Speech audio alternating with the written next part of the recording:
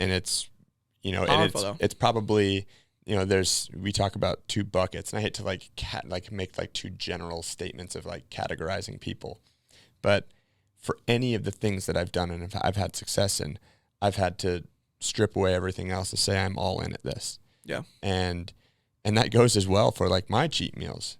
Like people will see, not often, but people will see me out, and you know, a lot of people at the office just assume that I don't drink because I wake up early every morning and I train every morning. And then they'll see me out and be like, Lord have mercy. How is he doing? Like, what is happening? How is he sustaining this? And it's like, well, the next day I'm going to wake up and train, but like this is the day to where I don't have any interest in having 1 beer. People are like, do you want to go meet up for a beer? It's like, well, 1, that's not going to happen. And 2, no. I don't, like, I would rather feel incredible. Like, I'm good at 0 and I'm good at 100 miles per hour. Right. And I think there are other people like us like that, to where the conversation, again, needs to relate to the goals.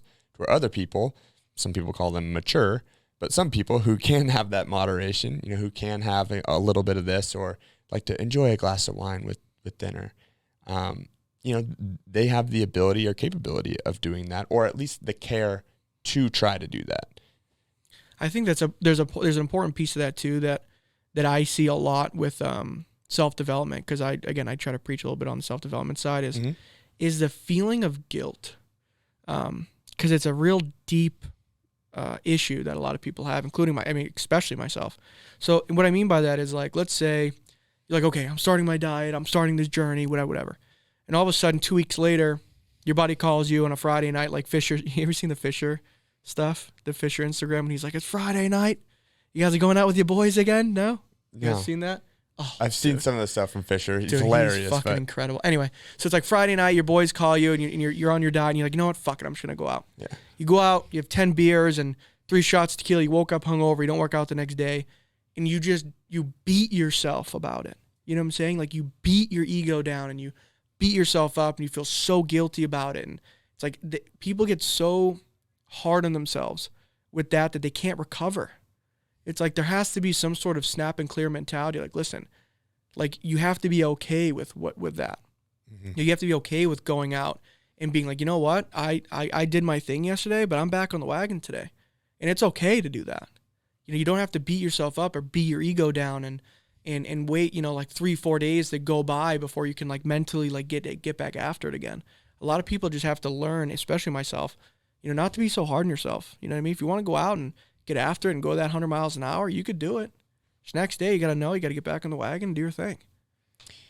So would that be your answer to that? I think so. Because, dude, a lot of people with self-development and people who are trying to go on these journeys and stuff of better improving themselves, their expectations of themselves sometimes could be too high, and their expectations of how they beat themselves down or feel that guilt can be debilitating. It takes weeks to get over that stuff, and a lot of person's first enemy is themselves. You know what I mean? Whether that's them feeling guilty or whether that beating themselves down about things. It's like sometimes you gotta just snap and clear, man, and take life a little lighter and just know, okay, I'm on this journey. It's okay. I went out and did my thing, but tomorrow I'm gonna get back at it, and it's not gonna disrupt my 6-month goal or my 3-month goal. Me going out today is not gonna affect my 6-month goal. It's actually really profound hearing you say that, because it's something that I haven't been able to relate to with clients of mine, and I think that would make me a less effective trainer, coach, whatever that my title would be at that, because there have been times where I haven't seen someone in the gym for a matter of weeks, and it's like, what was going on?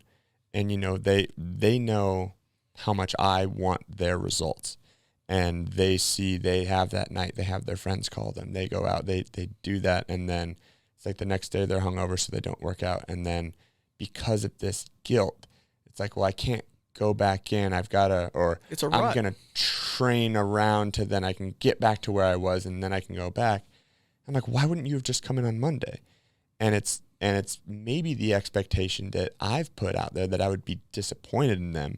But the other one is that they're actually disappointed in themselves, to where they think like this is not okay. If it was something that you wanted to do, now granted, if there was some sort of goal, you know, if they're trying to, you know, compete at the highest level, or they're professional athletes and they had a playoff game the following day that they didn't play well, and like I understand the guilt component, I get that too. But 99.999% of us aren't there.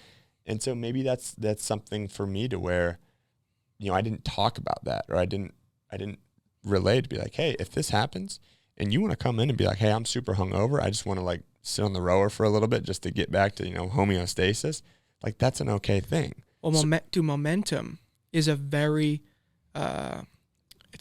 powerful tool. And I've seen it in business and self-development and people and everything. Momentum is insane. Mm-hmm. When you get the right momentum, what happens? And then on the opposite side, when you start the downward momentum, when you get that spiral. And a lot of it first happens like when one bad night out, and then that energy of that spiral kind of sensation, they lose control of it, and then they'll say, okay, I'm going to go tomorrow. Okay, 2 days. I'm going to start again in 4 days, 5 days. And all of a sudden 2 weeks go by. You're like, shit. But you have to kind of be aware of it, note it, and then be like, you know what? But I can't. I'm going to stop this shit momentum, and I'm going to turn this bitch around, and tomorrow I'm going to do my thing, or the next day I'm going to do my thing. But the key is to don't let that momentum get to you. Don't let the downward spiral go 1 week, 2, 3, 4, 5. That's when shit gets out of control. I mean, that's for me too, and in business and anything. Yeah.